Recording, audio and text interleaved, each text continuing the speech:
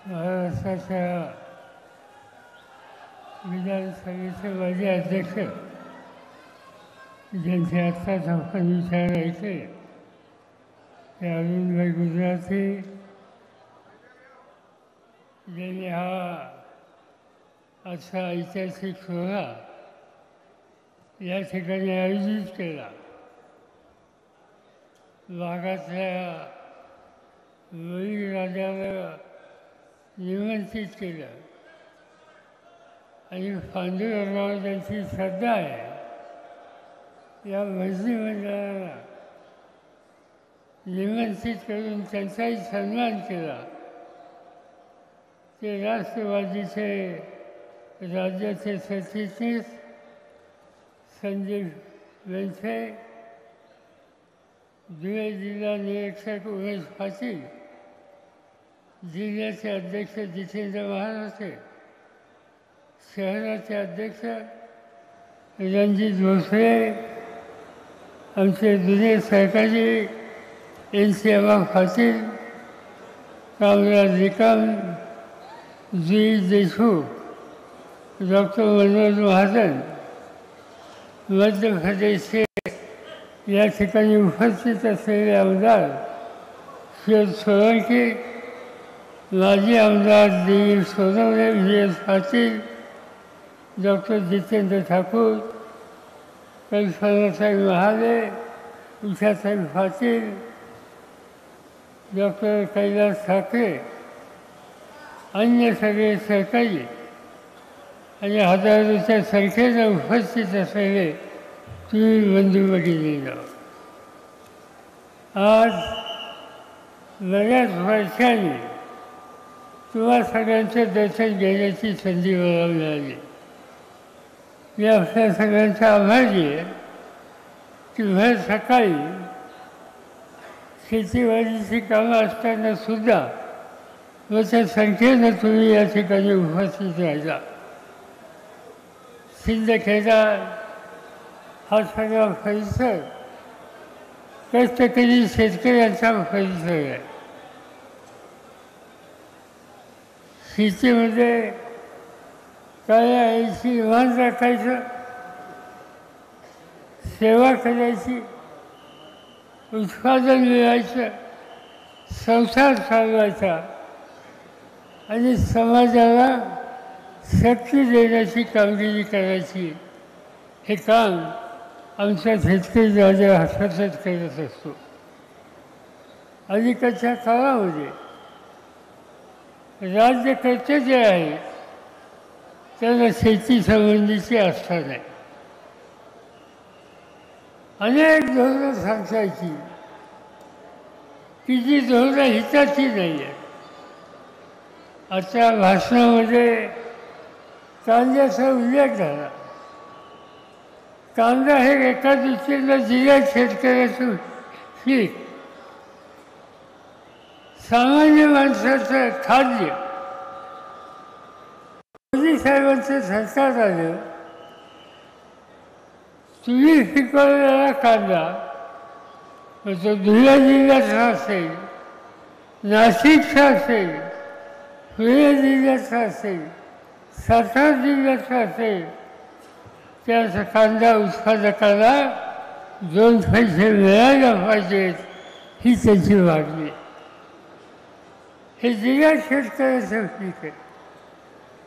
तो काही मोठा मागायचाच नाही, पण कांदा पिकवतो त्या कांद्याला दुनियाची बाजारपेठ द्यायची असेल तर कांदा निर्यात केला पाहिजे.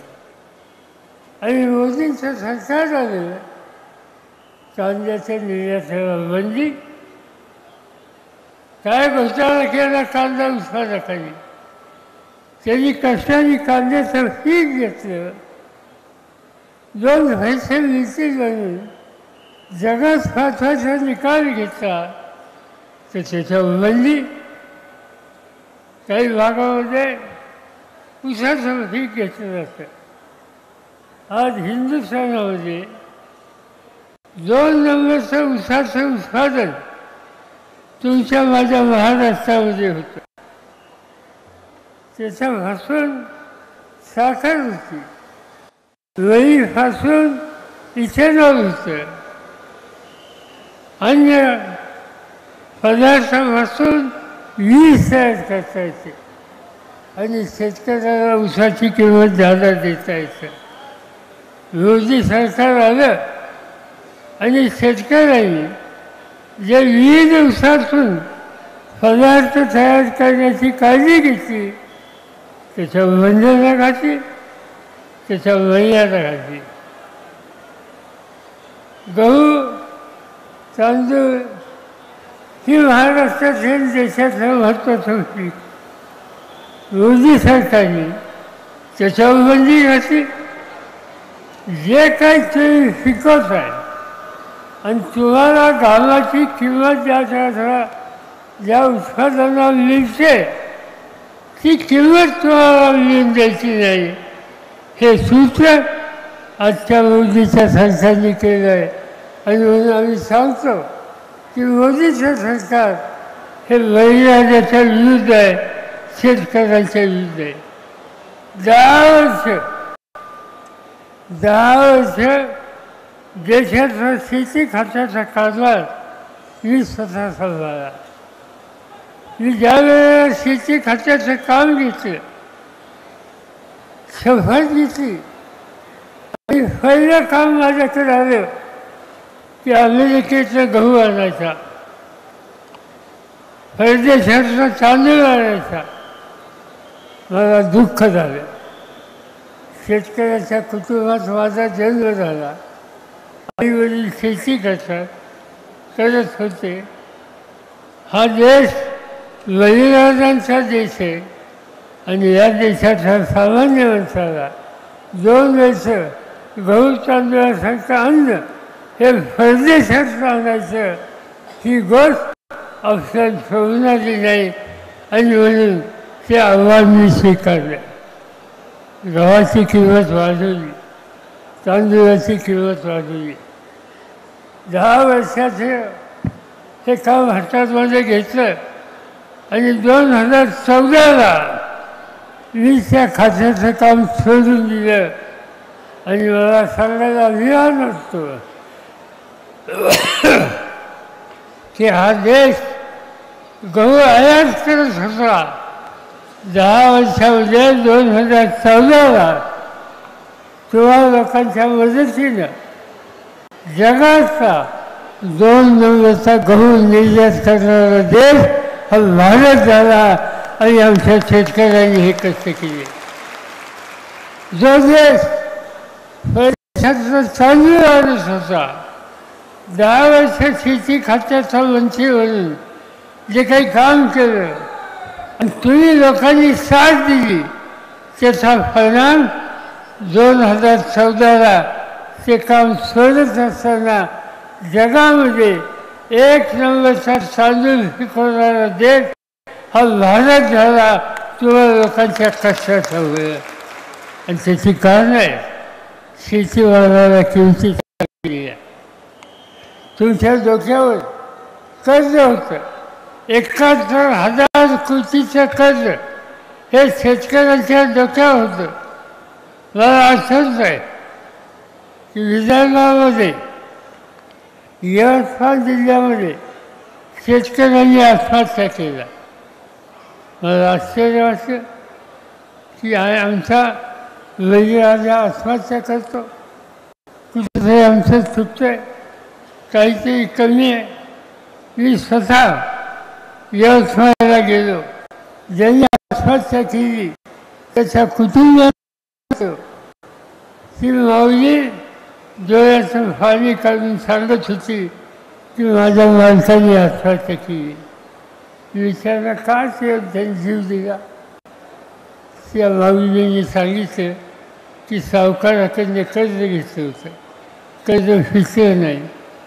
सावकाराला घरातील भांडी कुंडी बाहेर काढली, अमृतचा पंचनामा झाला आणि माझ्या मालकाला ते सहन झालं नाही. इंजिन घेतलं आणि जीव देऊन टाकला. शेतकऱ्यांनी आत्महत्या का केली? त्याच्या डोक्यावरचं कर्ज फेडायची त्याची ऐपत नव्हती. आणि दिल्लीमध्ये परत गेलो. मंत्रिमंडळाच्या बैठकीला केला आणि 71,000 कोटी रुपयाचं शेतकऱ्यांचं कर्ज माफ करून टाकलं आणि त्यांना कर्जमुक्त करण्याचा निकाल या ठिकाणी घेतला. इच्छाच नाही, पण जे कर्ज घेतात आणि वेळा फेडतात त्यांना जी 14% 12% व्याजाचा दर होता तो 6%वर आणला, 4%वर आणला. फक्त नेहमीच परत करणं ही अट घातली आणि कमी व्याजामध्ये कर्ज द्यायचा निकाल घेतला. शेतीमालाची किंमत दिली. आज आम्ही जगाचे शेतीचं उत्पादन वाढवणारे महत्त्वाचा देश आज तुमच्या माझ्या सगळ्यांचं झाले. इथं आल्याच्या नंतर अनेक गोष्टी आमचे सरकारी संदीप बेनसे आणि बाकीच्या सरकारांनी माझ्या कानावर घातले. हा तालुका कष्टकरी शेतकऱ्यांचा तालुका आहे, पण दिसतं काय या ठिकाणी गुंडगिरी सुरू झाली, सत्तेचा गैरवापर सुरू झाला, खोटे खचले निर्फाद लोकांच्या भरायचे आणि दमदाटी करून एक प्रकारचं गुंडगिरीचं राज्य या ठिकाणी आणू शकतो असं तिथं या ठिकाणच्या लोकांनी केलं. आणि दुर्दैवानं ज्यांना 20-20 वर्ष आमदारकी दिली ती आमदारकी इथल्या लोकांच्या डोक्याचे प्रश्न कमी करण्याच्यासाठी न वापरता ती आमदारकी लोकांच्या खचेवर त्याला तुरुंगात टाक, त्याला त्रास दे यासाठी गैरवापर गेले अनेक वर्ष आज या तालुक्यामध्ये जातं. हेमंत देशमुखांचा सारखा एक सहकारी, एक प्रामाणिक माजी मंत्री की जो तुम्हा लोकांच्या हिताची जपणूक करण्याच्यासाठी बरेच कष्ट करतो, त्याच्यावर खर्च त्यानं तुरुंगात टाकायचं. जो तुमच्या हिताची रक्षणा करण्यासाठी सतत प्रयत्न करत असताना त्या हेमंत देशमुखांना अटक केली जाते, तुरुंगात टाकलं जातं. याचा अर्थ सत्तेचा गैरवापर कसा केला जातो याचं एक चमत्कारिक उदाहरण आज या तालुक्यामध्ये आमच्या सगळ्यांना बघायला मिळते. आणि म्हणून सत्ता ही लोकांच्या सेवेसाठी असते, पण काही लोकांच्याकडे सत्ता हातात आल्याच्या नंतर त्या सत्तेचा वाद हा डोक्यात शिरतो आणि एकदा सत्तेचा वाद माणसाला आला की तो अशा प्रकारे सत्तेचा गैरवापर करतो. आणि म्हणून आपण लोकशाही याचा विश्वास ठेवणारे लोक आहोत. डॉक्टर बाबासाहेब आंबेडकरांनी आपल्याला अधिकार दिला लोकशाहीचा, तो लोकांची सेवा करण्याचा. आणि एका बाजूने लोकांची सेवा करायची आणि दुसऱ्या बाजूने सत्तेचा उन्माद ज्यांना चढलेला यांना खऱ्यासारखं बाहेर काढायचं आणि त्यांना बाजूला करून त्यांना त्यांची राखायची, हे काम या निवडणुकीच्या निमित्तानं करायचे. 20 वर्ष आमदारकी, काय विकास नाही, रस्ते धड नाहीत, शेतीची अवस्था ठीक नाही. काय केलं 20 वर्षामध्ये? काही कारखाने काढले, साखर कारखाने काढले, जी कारखानदारी होती ती बंद केली. नव्या पिढीला MIDC मधून रोजगार दिला. काय केलं हातामध्ये? आजूबाजूच्या जिल्ह्यामध्ये प्रगती दिसते. नाशिकमध्ये गेल्याच्या नंतर दुसरं चित्र दिसतं, पण या तालुक्यामध्ये विकासाच्या संदर्भात काही भावले गेल्या 20 वर्षात टाकली नाहीत, हे चित्र या ठिकाणी दिसतं. आणि म्हणून आज काही लोक सांगतात की आम्ही काम करू न करू, पण आम्ही आमच्या बहिणींना 1500 रुपये दिले. बहिणींचा सन्मान हा या देशामध्ये प्रत्येक माणसाला आनंद असणारा सन्मान आहे. पण आवश्यकता काय? तुम्ही रोजच्या वर्षांत वाचा, महाराष्ट्रामध्ये रोज वर्षांत उघडल्याच्या नंतर कुठेतरी मुलीवर अत्याचार झाला, कुठेतरी बहिणींचा अत्याचार झाला, ही बातमी असायला मिळते. 1500 रुपये ठीक आहे, पण 1500 रुपयापेक्षा आमच्या भगिनींची अभिनव वाचवणं, त्यांना संरक्षण देणं, त्यांचं रक्षण करणं याची खऱ्या अर्थाने आज गरज आहे. पण त्याच्याकडे आजच्या सरकारचं लक्ष नाही. लोकांची फसवणूक हे करण्याच्या उद्देश काम या ठिकाणी दिसत आहे. आणि म्हणून या रस्त्याने जायचा निकाल जे कुणी घेतात त्याच्या उद्देशी भूमिका काय घ्यायची हे तुम्ही ठरवायचे. मला आनंद आहे या ठिकाणी आल्याच्या नंतर संदीप लोणसे आणि त्यांच्या सहकार्याने भजनी मंडळांचा सन्मान केला. महाराष्ट्र हा भजनी मंडळांचा आदर्श केलेला अनेक ठिकाणी आम्ही बघतो. पंढरीची वारकरी मंडळी उन्हाळ्याचा विचार न करता घरदार सोडून पांडुरंगाचं दर्शन घेण्याच्यासाठी चंद्रभागेचा स्नान करण्याच्यासाठी पंढरीला जात असतो. त्याची काही अपेक्षा नसते. तेव्हा पंढरीला जाणं, पांडुरंगाचं दर्शन घेणं, नामदेव फाळीला हात लावणं याच्यामध्ये त्याला समाधान मिळतं. आणि हे समाधान मिळालं वारकरी संप्रदाय ही महाराष्ट्राची मोठी शक्ती आहे. आणि त्या वारकरी संप्रदाय की जो गावामध्ये या विचारातून संतवाणीतून लोकांच्यामध्ये एक वाक्यता निर्माण करतो, लोकांच्यामध्ये एक प्रकारची भावाची भावना वाढी लावतो. आणि ते ऐतिहासिक काम हा आमचा वारकरी मंडळी करत असतात. मला आठवतं आहे की पुणे जिल्ह्यामध्ये एक मोठं धरण आहे. त्या धरणाचं नाव आहे उजनी. आणि त्या उजनीवर एक मोठं ते धरण त्या ठिकाणी बांधलं गेलं आणि पंढरपूरला जाणारं पाणी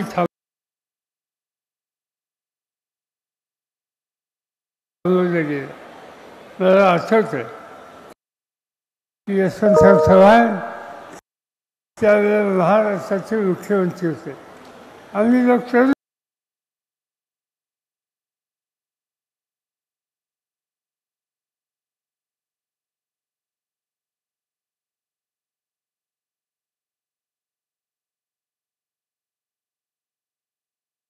कार्यकर्ते होतो.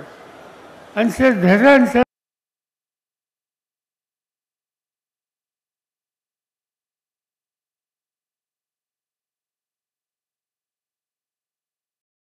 ठिकाणी बांधलं. चंद्रभागा नदी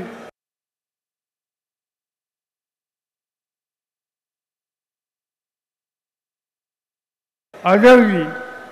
चव्हाण साहेबांनी भाषणात सांगितलं, पांडुरंगा तुझी चंद्रभागा आम्ही आज इथे अडवली. तू उन्हाळ्याचा दगडा धोंड्याचा विचार न करता तू या ठिकाणी येतो. आज तुझ्या येण्याचं कारण काय? तर तुझी इच्छा असते चंद्रभागेचं स्नान करायचं, पांडुरंगाचं दर्शन करायचं. चव्हाणसाहेब पुढे असं म्हणतात की हे धरण आम्ही बांधलं, पांडुरंगा माझ्या वारकऱ्याला तिथं जाता येईल या नाही, पण धरण बांधलं त्याच्या शिवारात पाणी गेलं, ज्वारी फेकली. आणि ज्वारी फेकल्याच्या नंतर त्या ज्वारीच्या कणसाचा जो ज्वारीचा दाणा आहे मोठ्यासारखा, तिथं त्या माझ्या वारकऱ्याला, त्या शेतकऱ्याला पांडुरंगा तुझं दर्शन तिथं होईल. आणि म्हणून आज ही वारकरी मंडळी सामान्य माणसाला दर्शन घ्यायला एक संधी मिळवून देतात. संतांचा विचार सांगतात. त्या संतांना आणि संतांचा विचार सांगणाऱ्यांचा सन्मान करणं हे मोठं काम आमचे सहकारी संदीप लोणसे आणि त्यांच्या सहकार्याने केलं.